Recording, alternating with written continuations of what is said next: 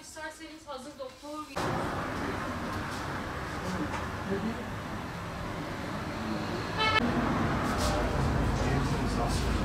Ağrı biliyorsunuz bizim vücudumuzdaki bir yangıdan sonra oluşan bir uyarı sistemidir.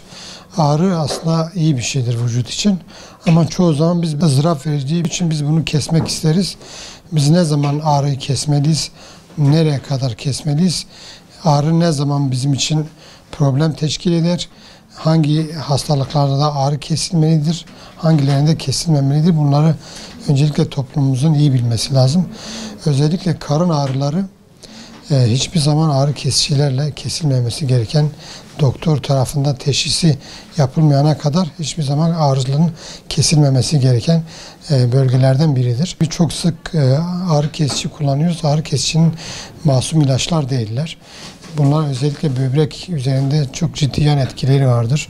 Karaciğer yetmezliğine kadar tek bir dozda bile karaciğer yetmezliğine bile yol açabilecek yan etkileri olabilmektedir.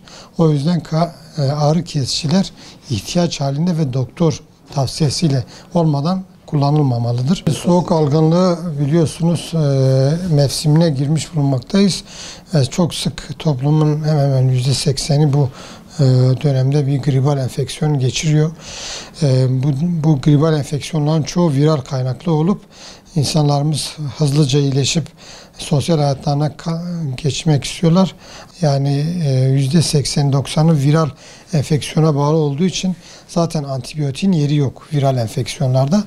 Ondan dolayı doktor tavsiyesi olmadan hiçbir ilaç zaten önermiyor. Özellikle antibiyotik ve ağrı kesiciler çok sık kullanıldığı için ve soğuk algınlığı ilaçları özellikle içinde pseudoephedrin dediğimiz kalbe de zarar verebilecek yan etkileri olan ilaçlar, özellikle Tylenol'dur, işte Katarin'dir, Nurofen gibi ilaçların içinde özellikle orta yaşın üstündeki yaşlı hastalarda kalbini zorlayabilecek, kalp krizine dair yol açabilecek etken maddeli ilaçlar bulunmaktadır.